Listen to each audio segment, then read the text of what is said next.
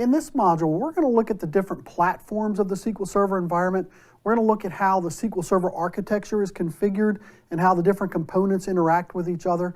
And we're also going to look at how you can manage the server configuration and the services configuration and configure the different options for the SQL Server instances. So the SQL Server environment has many components. Our main focus in this course is going to be on the database engine, and we're going to focus most of our attention on that. But there's many other components that it has. Analysis services allows data to come in and can be analyzed. We refer to that as OLAP environments, online analytical processing. It has integration services and older versions of SQL that used to be called data transformation services, and it's a way of importing and exporting data into and out of the SQL environment. Reporting services was first introduced in SQL Server 2005.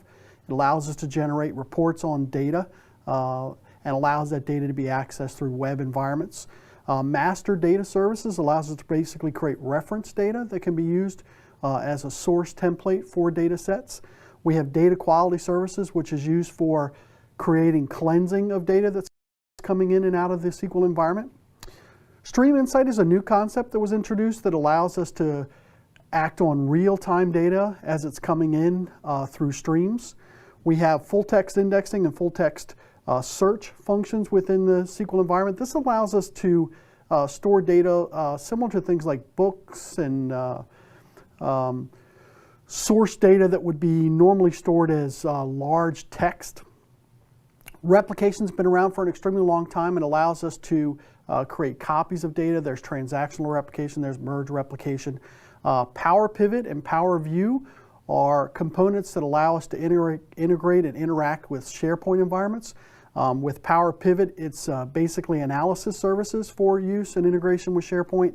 Power View is reporting services for integration with SharePoint environments. Polybase allows us to access data sets in Hadoop and Azure Blob Storage.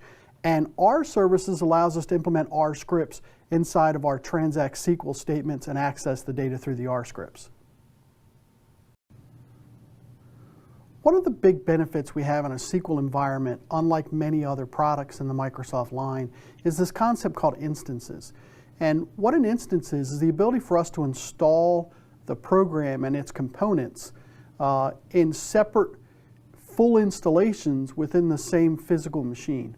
By doing this, we can actually have multiple versions, multiple feature sets, multiple different configurations running on the same physical machine, but they're all independent of each other with certain exceptions. Shared components are going to be shared among all the instances. Reasons we might want to do this: you might want to set administration or security isolation. So you might have one instance that a certain group of people can manage and a different instance another group of people can manage. You may want to have different performance or service level agreements, and this can include things like different backup requirements, but more importantly things like performance characteristics. So you may have a minimum response time for one characteristic, one system. It's more required for real-time environments where you have a separate reporting environment. So you can put those as separate instances and have separate service level agreements and separate performance characteristics for those. It's also another way where you can do, we're going to look at a little bit later on, side-by-side migrations. This is one of the ways we can do that by installing a new instance with the new version of SQL, and we can then keep the old instance running and migrate the data to the new instance that's running on the same physical machine. They mentioned collations here. It's very rare for you to do separate instances for collations. In SQL now, we can change the collation right down to the column level, so it's odd to have a different collation, but keep in mind certain features don't allow you to have different collations. So this might be one reason why you might have a separate instance, is because the feature might not support different collations. There are two types of instances. There's a default instance and there's a named instance. When you have a default instance, it's actually just the name of the server. So when you reference that instance, you simply reference the name of the SQL server. You can also reference the name of the server / MS SQL Server, but people typically do not do that. A named instance has a specific name. If you have a named instance, you must reference that instance by its name. You cannot reference it by just the server name. If you already have a default instance, when you go to install another instance, it by definition becomes a named instance, and to access it, you must specify the name for it. So when we talk about SQL Server, there's different levels of what's supported, memory supported, processors that are supported, and that's defined by the editions. The principal editions that we're going to look at mostly is going to be the Enterprise Edition, the Standard Edition, and really the big difference between these is things like the number of processors that are supported, the amount of memory that's supported, the licensing models are a little different between those different versions. The BI is actually an add-on on top of the Standard Edition. It adds business intelligence features on top of the Standard Edition. You'll notice, for those of you that may be familiar with previous versions of Microsoft SQL Server, that there's no Data Center Edition. Essentially what they've done is they've eliminated Data Center and put in the BI as an interim gap between the Standard Edition and the Enterprise Edition. You have specialized editions. There's a Web Edition, which is designed specifically to host web pages and website information. You have, I don't know what they mean by breadth editions, but essentially broad configuration environments. SQL Server Express is essentially a free version that's used for some small-scale database environments. Anybody that's worked with Microsoft Windows Server update services has dealt with SQL Express because that's the default database engine it stores that information in. The Developer Edition is actually the Enterprise Edition that's unlicensed, and it's not supported in production environments, but it's a way that you can install SQL and practice with it and create test deployments of different databases and different components. And we also have two different versions. They only mention one here on the slide, but I want you to be aware there's actually another way of doing this. The first one is Azure SQL Database, and that's creating a database and some server configuration, but not all of it, in Azure. The difference here is you're not actually deploying a server, you are deploying a database in a server that's being managed by Microsoft in Azure. You have some control over it. You have the ability to control, for example, what IP addresses are allowed to connect. You have the ability to control certain functions of the database, but over components like Windows integrated logins and things of that nature, you don't really have any control over. The other option, which we're going to look at as well later on, we will look at the Azure SQL Database later in the course. The other option is Azure VMs running SQL Server, and that's pretty much the same thing as an on-premise version, but we're running the SQL Server and we're managing the SQL Server running on somebody else's hardware. So as you can see from this slide, SQL's been around quite a long time. The original release version 1.0, the original versions were very similar to a Sybase deployment, and the early versions 1.0 and 1.1 were actually running on OS/2 operating systems. Starting with 4.2, Microsoft started running it on their own operating system, starting with NT.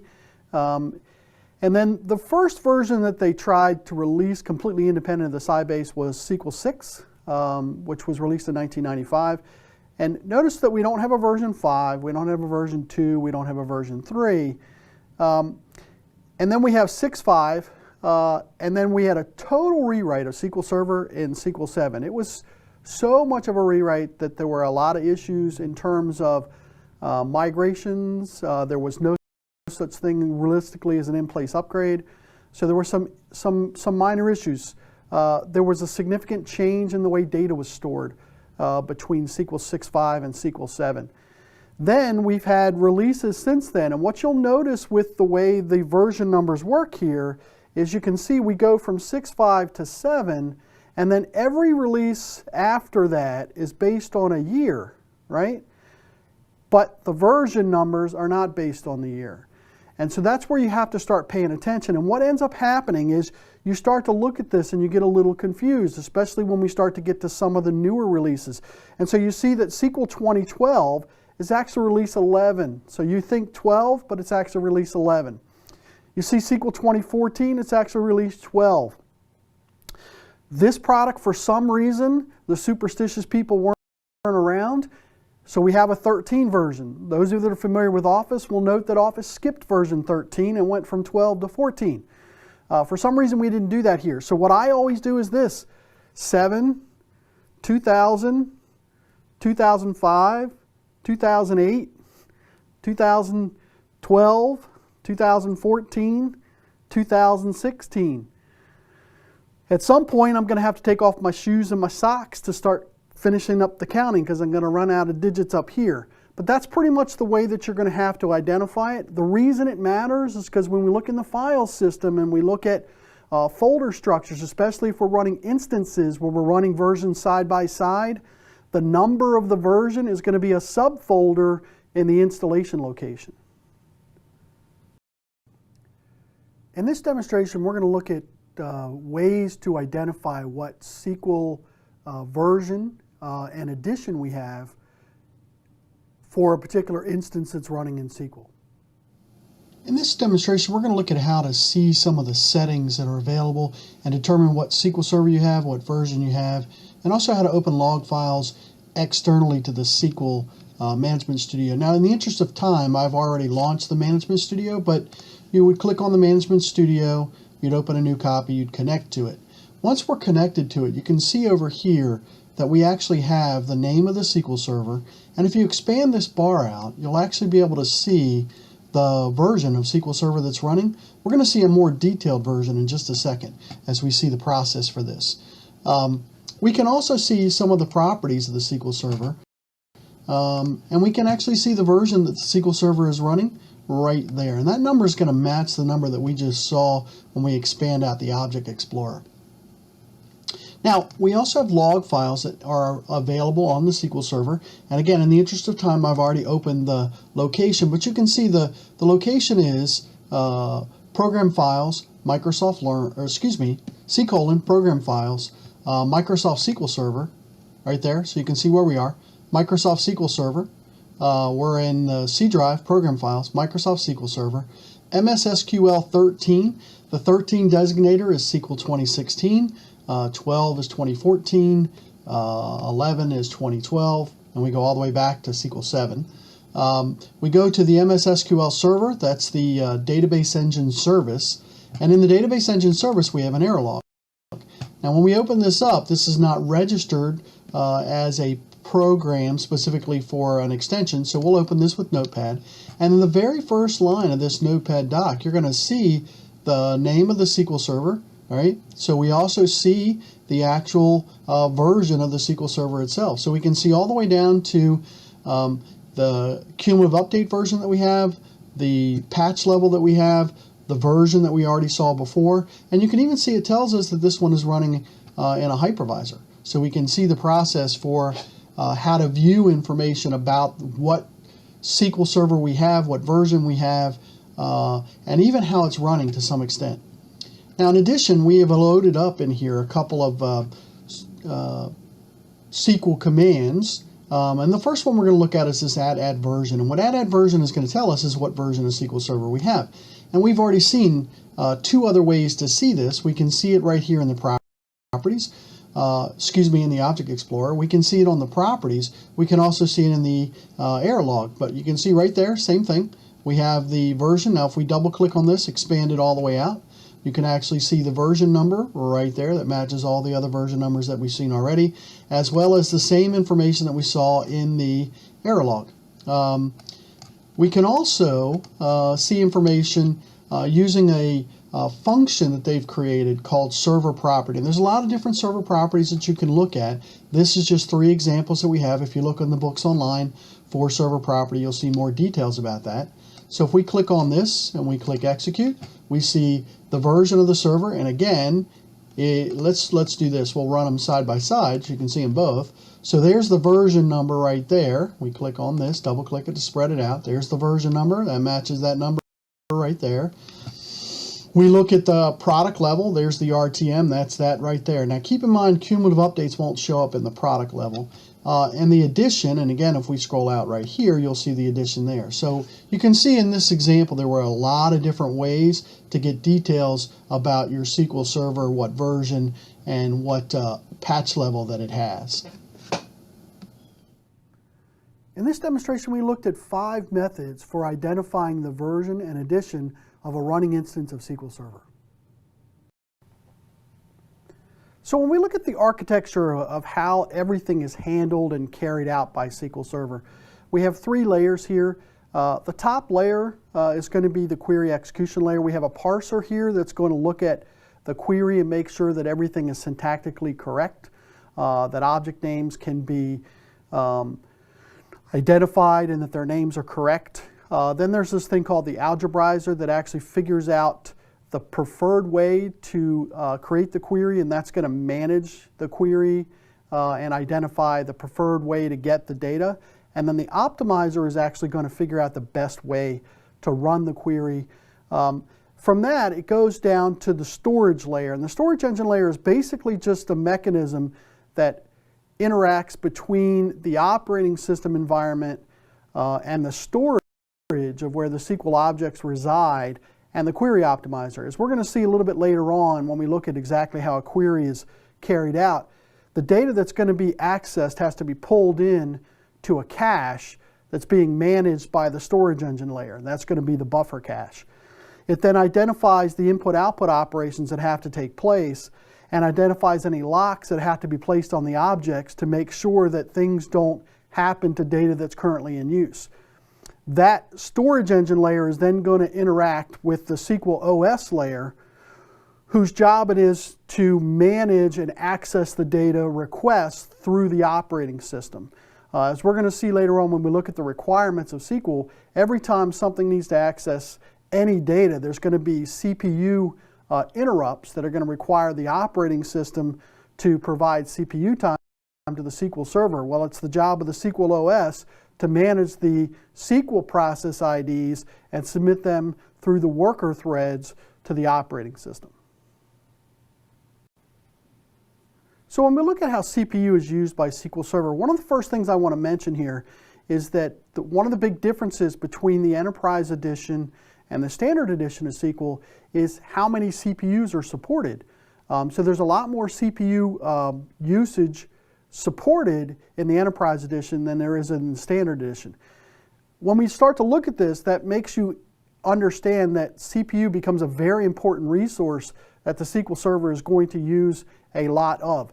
Windows uses something called preemptive multitasking, and with preemptive multitasking, which in the Microsoft world was introduced in Windows 95, prior to Windows 95, 16-bit applications always did what they call cooperative multitasking. And in cooperative multitasking, a process will run until it voluntarily gives up access to the processor.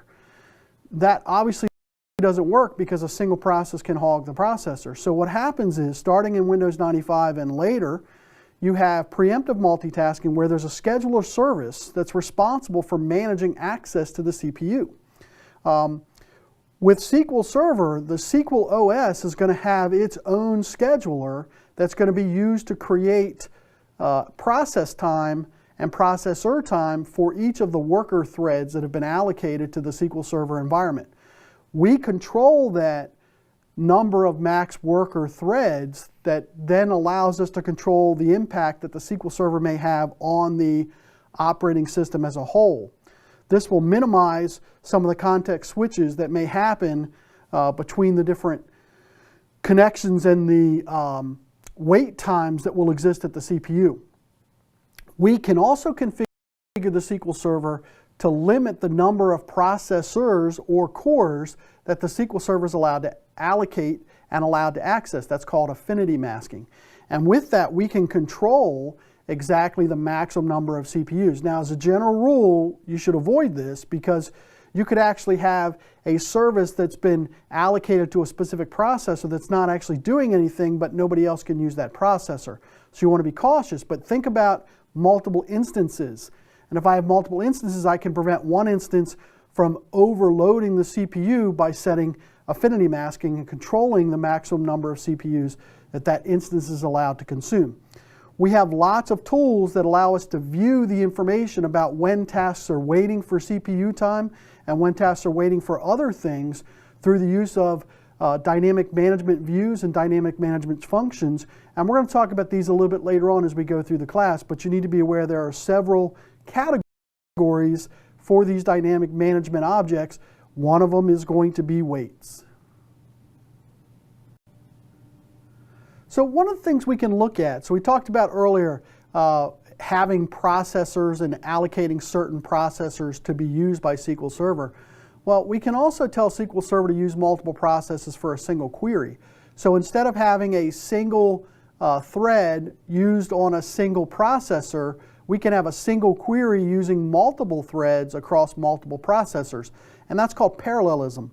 So it can decide that. Now, you can control a little bit how much parallelism is allowed by setting a property called maxstop. So maximum degree of parallelism. So I can specify the maximum number of processors that are allowed to be used for a single query or for single tasks. The theory is that if I can have multiple processors working on the same task at the same time, it'll happen much more quickly. So think of it this way. It doesn't work exactly like this, but if I had one processor carrying out a single operation and it took 10 seconds, if I have 5 processors carrying out that same operation, theoretically it'll take 2 seconds. It's never linear like that, but that's the theory behind it.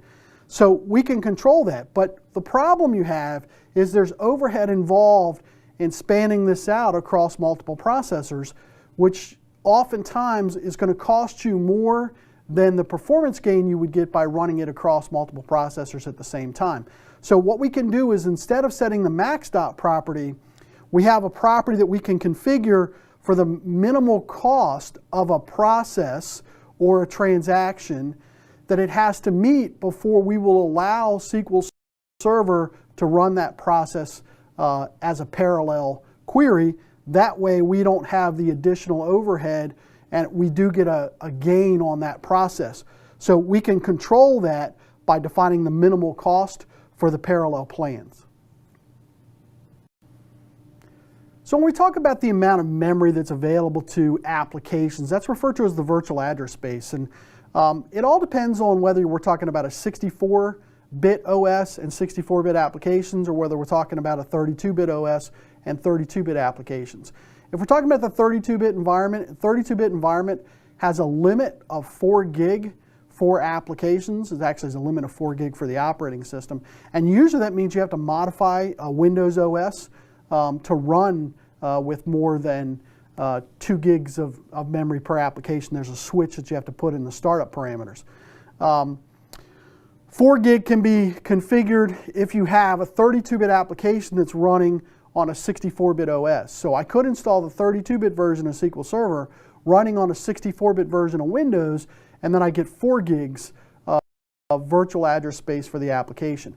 If I have a 64-bit version of the operating system and a 64-bit version of the application, in this case SQL Server, I can theoretically have up to 8 terabytes of memory allocatable to the applications themselves.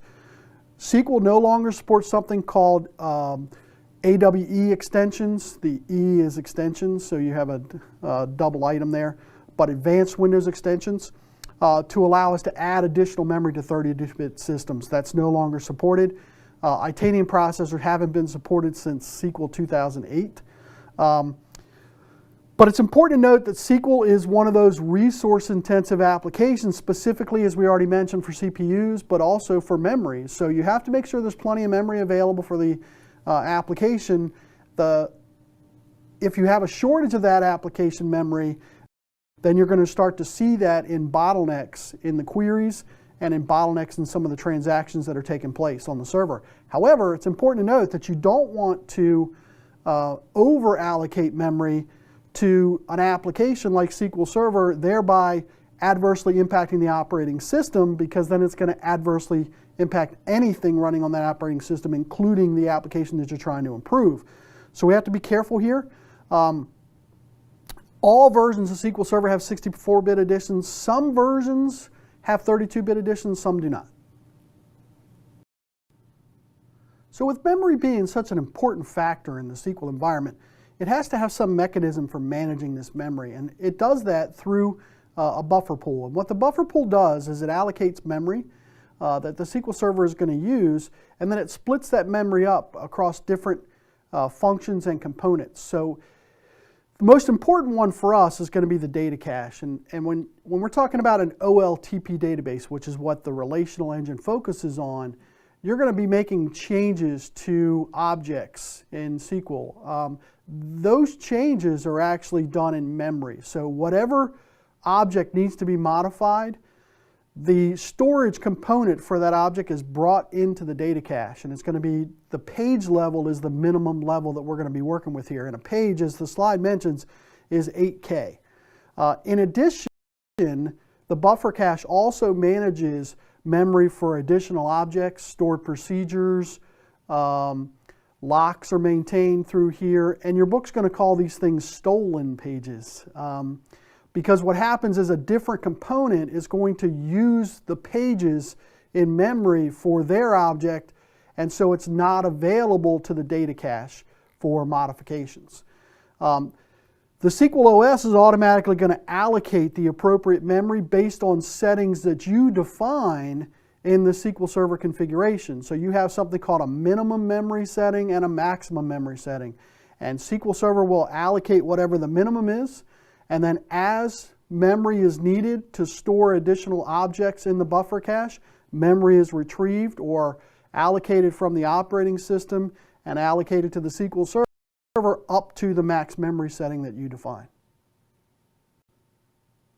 So when we talk about the memory usage of the SQL environment, we have this concept between physical input-output and logical input-output operations, and specifically we're really talking about memory here.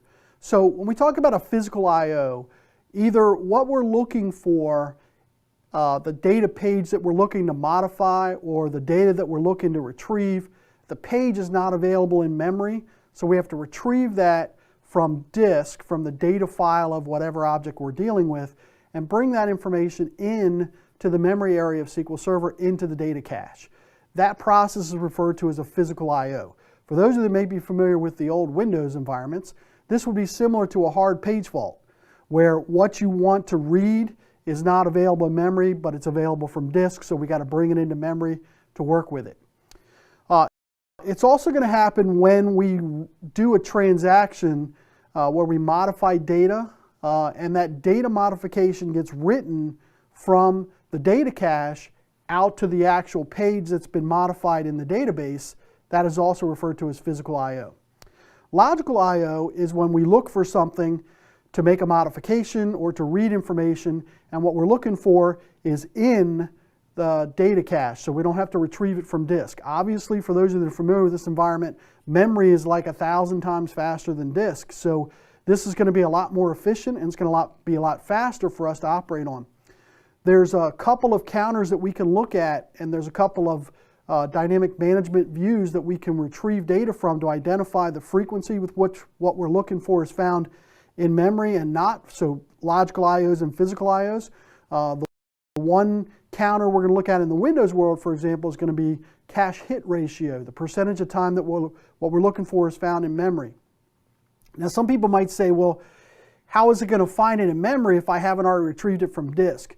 SQL is going to attempt to do things called read-ahead buffers. And what it's going to try to do is predict what we're going to try to access next based on the logical configuration of the object that's being referenced, and pull those data pages into memory so that they're there for the logical I/O, so that the physical I/O is not going to have to happen.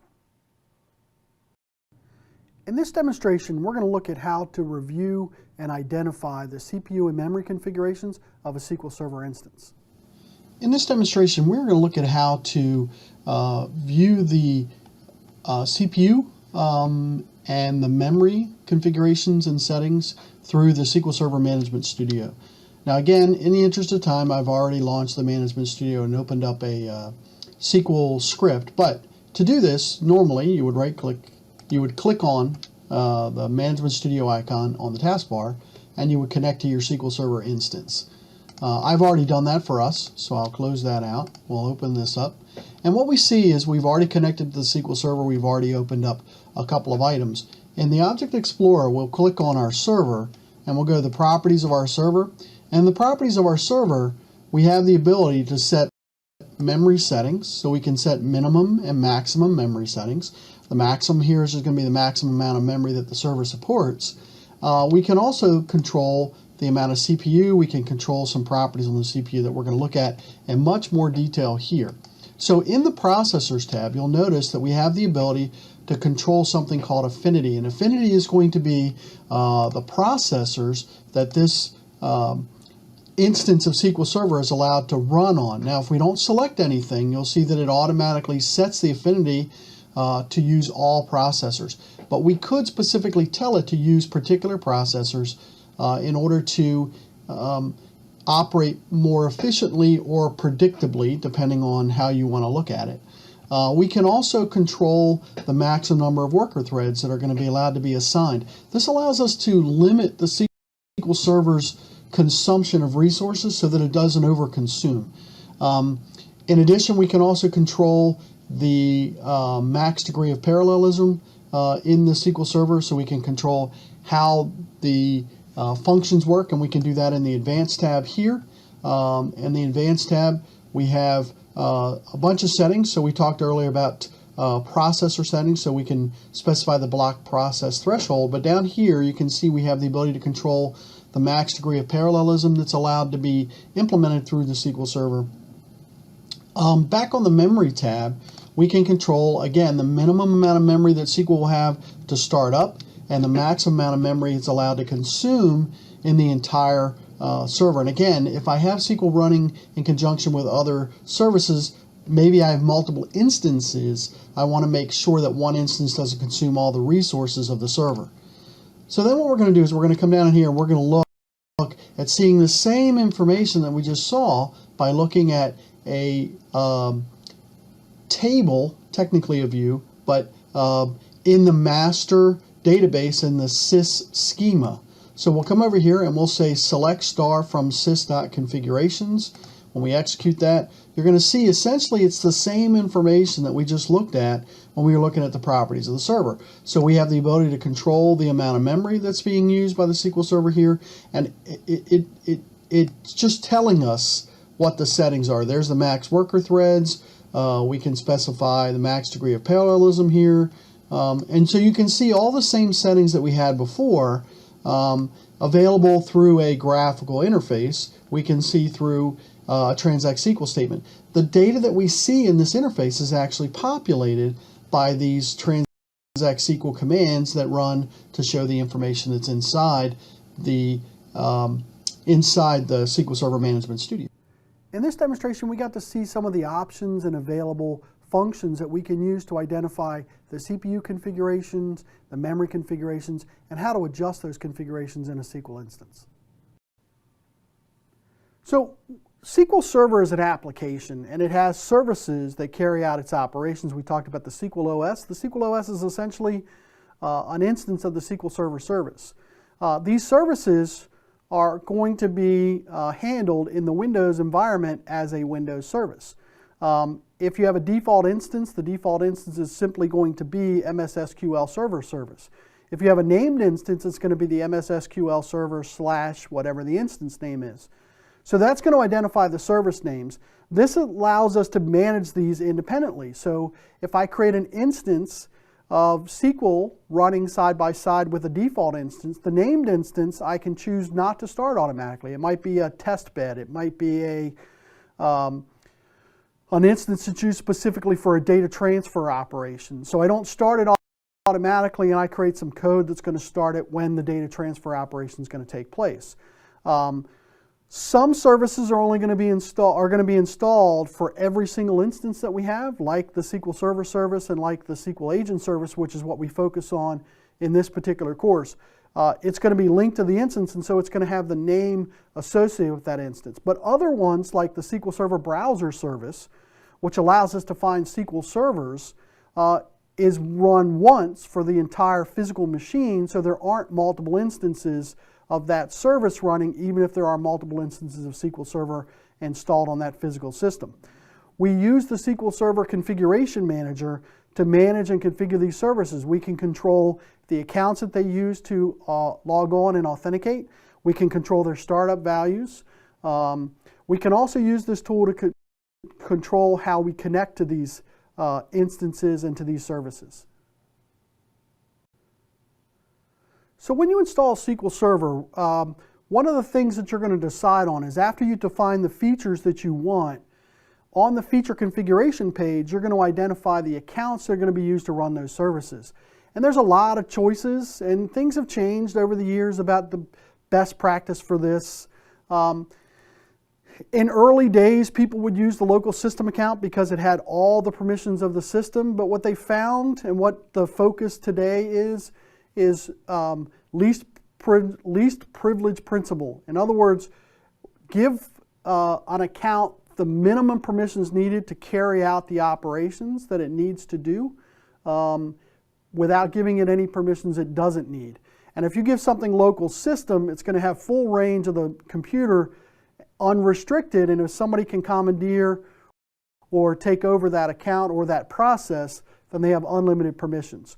So we can control the accounts after the fact by using the SQL Server Configuration Manager tool, but it's recommended for password management that we use this tool, not the Windows Service Management functions, because if you change things in the Windows Services Configuration Environment, so by running the Services Control Panel applet or Services MSC, it's not going to make the changes in SQL, and so that'll prevent the SQL Server from starting, the SQL service from starting. So we can use a domain user account, and in most situations for any server that is domain joined, that is the preferred method. What this does is it allows that account to access not only the local environment, but also access other components and other environments across different servers and different connections. We could use a local user account, but then it doesn't have any permissions outside of that SQL server. For standalone servers or servers that are in a DMZ, sometimes that's a preferred option. We could use local service account. Local service account is an account that allows the system to run on that machine. Again, it's only local to that machine, but has fewer permissions than a domain account or a local user account. Again, in a DMZ scenario, that might be a preferred option. We could use local system, as I already mentioned, very broad privileges. We want to be careful of that. As a general rule, it's recommended you never use the local system account. We could use the network service account. Like the local service account, it has permissions to the local system, but it also has the ability to connect remotely to other systems. The problem is the network service account is the same account SID-wise across multiple systems. We could use a managed account, and a managed account is a new concept that was developed in Windows Server 2008. And what it allows us to do is create an account at the domain level that is not a domain user account, so you can't use this account to log on to a system, but the system can use this account to start up services. And the advantage to the managed concept of it is I create the account in the domain and I manage it in the domain. So if I change the password, I change it once, and it's updated across all of the services that are using that password. The problem or the drawback is you have to be a domain admin to create and manage this account. So starting in Windows Server 2008 R2, 2012, we have the ability to use virtual service accounts. And a virtual service account is an account that we can create that can become managed by the applications themselves. They can change the passwords, they can synchronize the passwords, but unlike a managed service account, it doesn't have to be created by a domain admin. You're seeing more and more people use the virtual service account, but still the recommendation for most environments is to use a domain user account. So one of the other concepts you have to understand when creating instances on SQL is how are you going to connect to these instances? And typically we're going to use the network to connect. When we set up SQL Server services, by default, the shared memory protocol is what's used, and the shared memory protocol only allows the connection from a client application that's running on the same machine and technically in the same memory space as the SQL Server service. So what we have to do is we have to define another method. Name pipes is there for older applications and older clients, and it's realistically here just for legacy support. What we use most of the time nowadays is TCP/IP. The default instance of TCP/IP is going to use port 1433 to allow the connection. We can change that. It's important to note that we can change that port number. Some people like to do this to try to make it more secure. I'm not sure that is a good security approach. We commonly refer to this as security through obscurity.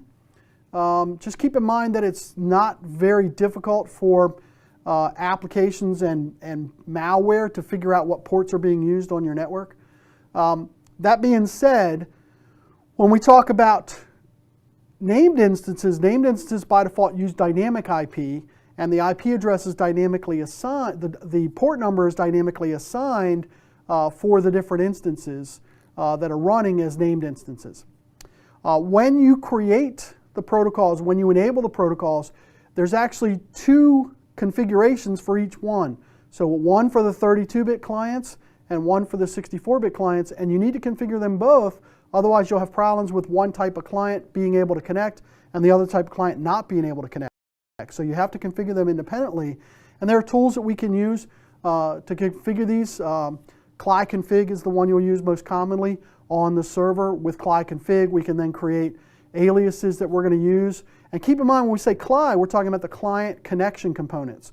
So we normally use the SQL Server Service Configuration tool, so the SQL Service Configuration Manager, to configure the settings on the server, and then we use CliConfig to configure the settings on the client to make the connection to the server using the same settings.